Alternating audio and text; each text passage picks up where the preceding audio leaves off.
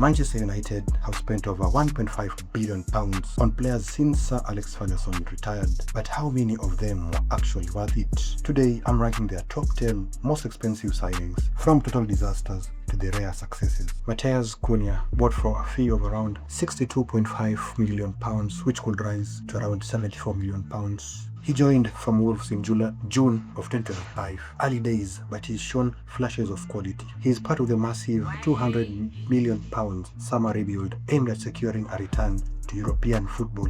Bought for a fee of around £62.8 million.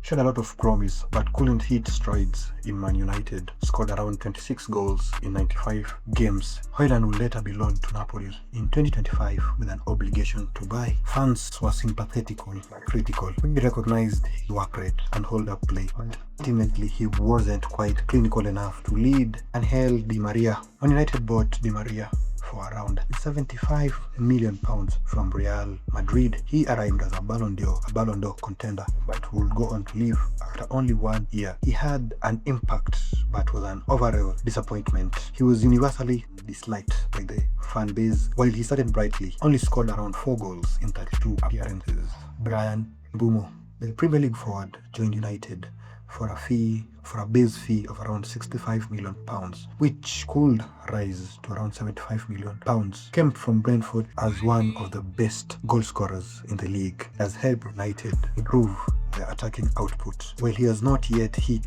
the heights he had at Brentford, United fans are pleased with what he has offered so far. Benjamin Sesko, the young striker, was bought from RB Leipzig for a fee that could rise up to around £85 million.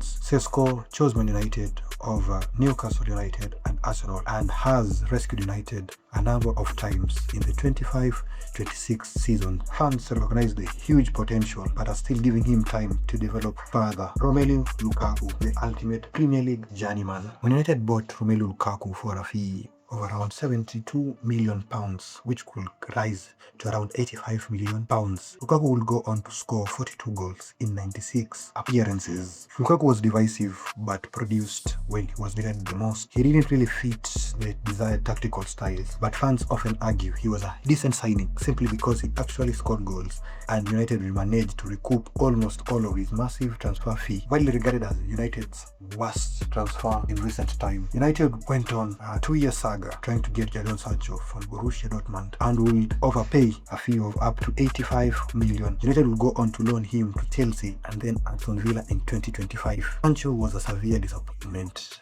and a huge lesson that United learned, a huge lesson that United's hierarchy had to learn, and has really informed the new transfer strategy of Premier League proven players. Harry Maguire, one of the world's most expensive defenders, will go on to have a rough season, but his comeback has been legendary. He has gone on to bail United with his thumping headers a number of times. Number 2, we have Antony, the Brazilian star, arrived in Man United for a fee of around £95 million.